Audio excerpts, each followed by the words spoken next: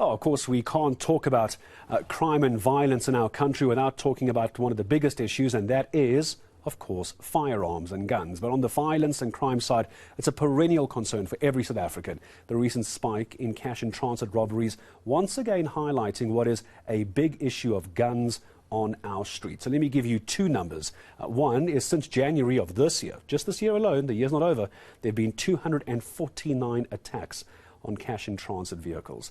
Another major concern is the access to explosives that a lot of these Pule Letshwiti-Jones that these robbers are using. These are not small-scale criminals, not just the firearms that they're using, the planning that is going into this, and the explosives that they're using. And these are very, very highly trained syndicates, aren't they? Yeah, criminals are going about their illegal business with brazen assurance. And what's happening now is that the issue of unlicensed firearms is not only a concern for cash and transit robberies, but it's also spilling over to communities where we're seeing gun violence crimes as well. And I took a turn to Westbury. This is one community where we know has been quite notoriously known for some of the gang violence that's going on there in Gauteng, and where innocent civilians are just either caught in the crossfire or just shot. And what is quite concerning is that I spoke to one mother who has now had to bury two of her daughters within the space of 2 years due to the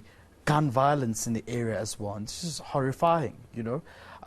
We've seen time and again police officials going into the community promising that there will be police visibility, deploying police officials. Specialized gang units, we're told, often deployed, they seem to vanish again. But this is the end result. People are dying, young people are losing their lives as well. A police officer was shot just recently in Westbury. A pastor was shot just recently in Westbury. I can name you quite a few cases that have been extensively reported on by the media as well. It's quite problematic. And it seems as though permanent solutions are really needed. I've seen videos on social media where, you know, criminals are just on video and boating and going about their business, showing their firearms as well, to say they will be targeting so and so.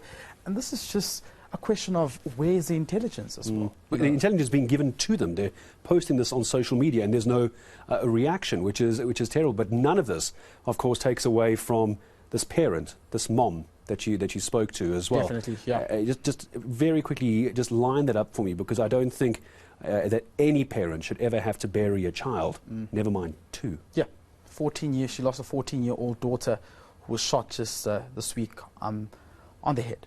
And it was quite sad when we spoke to her. But I just wanted to take a listen to what she had to say regarding this horrific story and trauma she has to relive every day.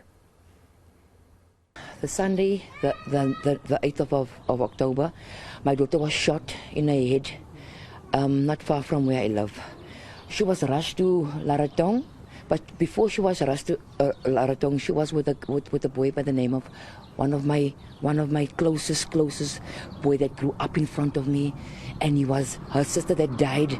It was her boyfriend in the past.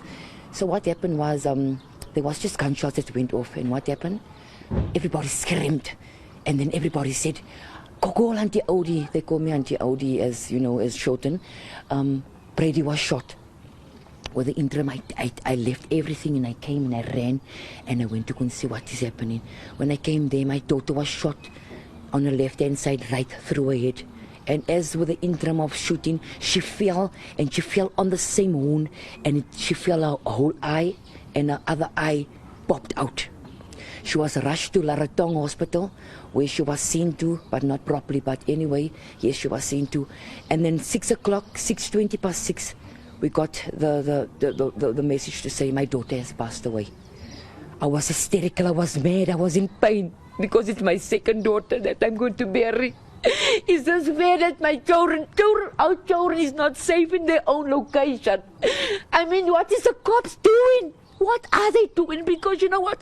They can go to houses that is selling drugs, that is not even big kingpin people that selling drugs, but they won't even see to the people that is dying.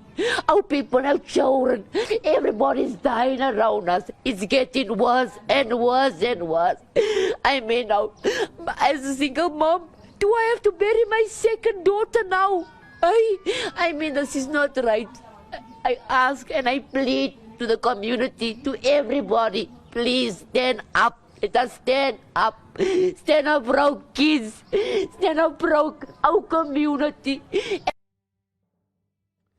It's difficult to watch. It's, I think worse, obviously, to be experiencing it. But to the point of the mom is where are the police? She's been crying, she's been pleading, she's been begging. And yet, I mean, even when you've been there, I was there probably earlier this year on a similar story. There are no police, because what I was hearing at the time is the police are even too scared to go into some of these gang-ridden areas. Which brings us to our next guest who we spoke to earlier on, the Community Policing Forum. The resources are stretched. That's not a secret. And therefore, when you speak to some of the guys who are supposed to be patrolling and ensuring that they help out the police officials in protecting the community, they say they just won't do it because it's just they're not receiving the necessary support from SAPS, and therefore their lives are in danger as well, because they have to face off with some of these criminals who are heavily armed and who are not scared to actually shoot when having an encounter with those who are representing SAPS. I mean, Gareth, you've seen it, the Zamazamas and illegal mining as well. These are,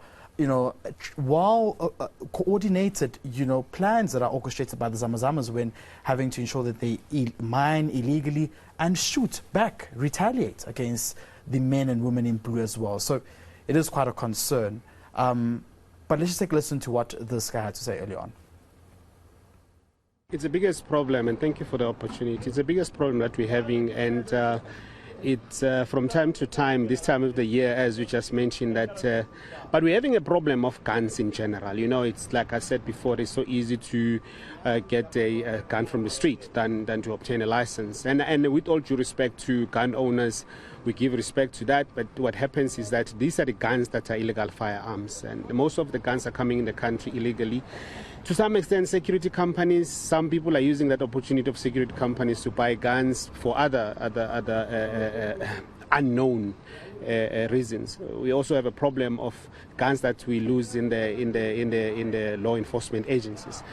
I know the Premier of Gauteng has spoken about the issue of tracking, putting trackers. There's a technology that has been implemented to put guns of the state, all guns of the state have some tracking devices so that we can be able also to follow up. As you carry a gun, we will also know where more or less you are, things like that. So technology will also help us in that.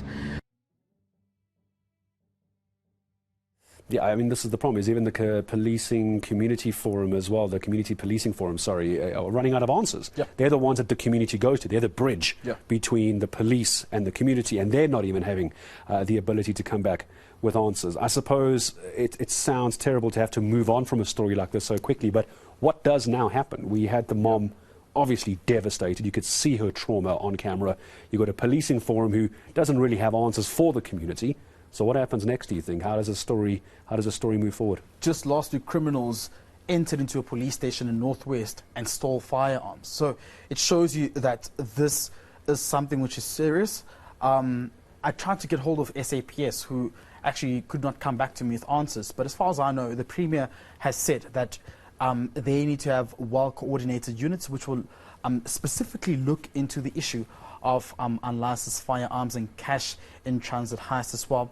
What we can do for now as South Africans and as community members living in our various areas is to wait and see as to whether this fight against these criminals who are in possession of these unlicensed firearms will continue and will be successful. Yeah, unfortunately, if there's a history, there's a pattern to follow, it looks like, I'm afraid, they've got the upper hand at the moment. But Pule, always good to have you with us. Thanks for going out and speaking to that mom. You could see the devastation in her face, having buried 2 children in just the last couple of years as well. She's lost complete trust in the police. She's actually lost hope in her own community. What a terrible, terrible place to have to be as a mom, losing 2 of her children.